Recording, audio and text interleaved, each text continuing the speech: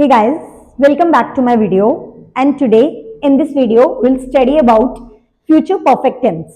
तो देखते हैं हम फ्यूचर परफेक्ट टेंस क्या होते हैं, उसका यूज कहाँ है।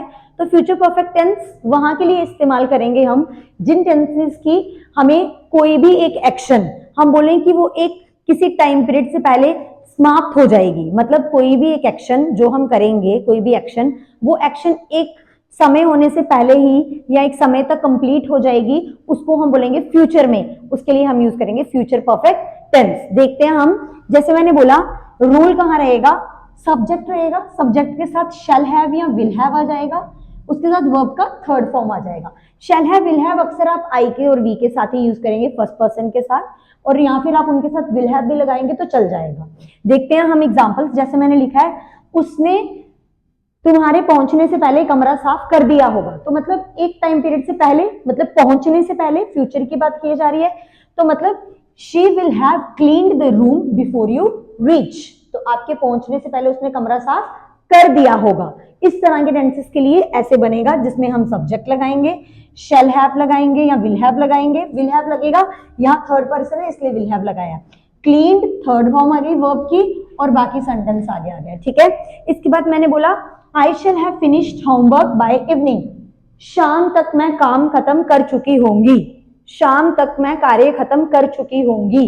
तो I shall have, I subject, shall have finished homework by evening। आगे चलते हैं ट्रांसलेशंस पे। मैं घंटी बजने से पहले स्कूल पहुंच चुकी होंगी। तो मैं I के साथ shall have लगा लीजिए आप। पहुंचना इज reach, और थर्ड फॉर्म हो गई reached। I shall have reached school before bell rings। Before bell rings। Next sentence देखते हैं। मीना सब फल खा चुकी होगी। तो मीना इज योर सब्जेक्ट, इससे आप लगाइए विल हैव, थर्ड पर्सन है, विल हैव। खाना इज ईट, उसके साथ थर्ड फॉर्म इटन। ऑल फल is fruits, Meena will have eaten all fruits. इस तरह से करेंगे हम ट्रांसलेशंस, नोट कर लीजिए। चलिए आगे चलते हैं। अब हम बात करते हैं फ्यूचर परफेक्ट टेंस नेगेटिव और फ्यूचर परफेक्ट टेंस इंटेरोगेटिव की। फ्यूचर परफेक्ट टेंस नेगेटिव का अगर हम यूज देखें तो ऐसी जगह पे होगा, कुछ ऐसी एक्शंस के लिए जो हम मना करेंगे कि ये एक्शन एक टाइम पीरियड में फ्यूचर तक नहीं हुई होंगी। मैंने बोला मैं कल तक ये नहीं करवा चुकी होंगी, है ना, मैंने ऐसा नहीं किया होगा। तो इन सब के लिए आप यूज करेंगे हमेशा फ्यूचर परफेक्ट टेंस नेगेटिव। अगर हम बात करें रूल की, तो रूल रहता है सब्जेक्ट जिसके साथ रहेगा विल नॉट हैव या शैल नॉट हैव, और उसके साथ लग जाएगा वर्ब का थर्ड फॉर्म। याद रखिए वर्ब का थर्ड फॉर्म लगेगा। इस विल नॉट को अगर हम पीछे जाएं तो हमने ये भी, मैंने आपको बताया था लास्ट लेक्चर में कि विल नॉट को हम वॉन्ट भी लिख सकते हैं और शैल नॉट को हम शैंट लिख सकते हैं। अब यहां भी यूज कर सकते हैं वैसे ही।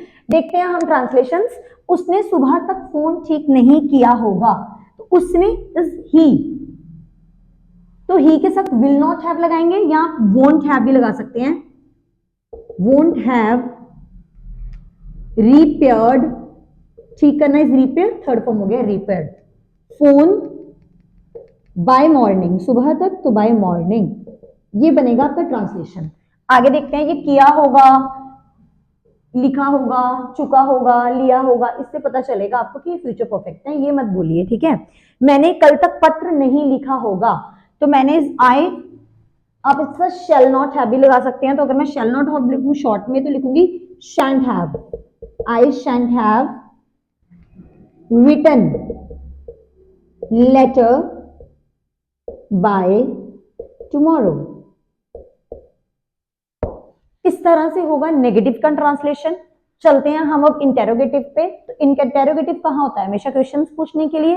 तो ऐसी कुछ एक्शंस जो फ्यूचर में होने वाली होंगी, क्या ये हो चुकी होगी, ऐसा हो गया होगा सर्टेन पीरियड तक, हमने कभी भी क्वेश्चन पूछना हो तो हम रूल यूज करेंगे विल शैल, जो स्टार्टिंग में लगेगा, उसके साथ सब्जेक्ट बीच में आएगा और फिर हैव आएगा। Please note it down, will शैल दोनों में से कुछ भी आए, उसके बीच में सब्जेक्ट और फिर हैव आएगा, और उसके साथ वर्ब का थर्ड फॉर्म आएगा। अगर मैं ट्रांसलेशन की बात करूं, क्या वे अब तक पढ़ा चुकी होगी, क्या वे अब तक पढ़ा चुकी होगी, तो क्या वे के लिए विल, वह हो गया she have, will she have taught till now, will she have taught till now, क्या बच्चे मैथ जीत चुके होंगे, तो will children have, देखिए चिल्ड्रन सब्जेक्ट है तो बीच में आया, will children have, win won third form, won the match. इस तरह से करेंगे हम इनकी ट्रांसलेशंस, नोट कर लीजिए।